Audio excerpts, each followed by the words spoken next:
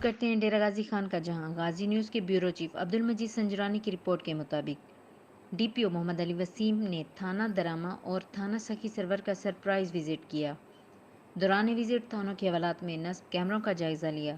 محرر تھانہ نے حوالات میں بند ملزمان کی ترتیب وار تفصیل سے آگاہ کیا۔ Front desk online record کے ذریعے تفتیش مقدمات کا جائزہ لیا اور ان کو جلد از جلد یکسو کرنے کا حکم دیا۔ ڈی پی او ڈیرہ غازی خان محمد علی وسیم نے ایس ایچ اوز کو ہدایت کی کہ تھانہ میں آنے والے سائلین کے مسائل کو فوری حل کیا کریں اور ان کے ساتھ انتہائی شائستگی سے پیش آئیں، شہریوں کی جان و مال کی حفاظت کو یقینی بنائیں اور جرائم پیشہ افراد کے خلاف زیادہ سے زیادہ قانونی کارروائی عمل میں لائیں۔ مزید اپڈیٹ کے لیے دیکھتے رہیں غازی نیوز HD۔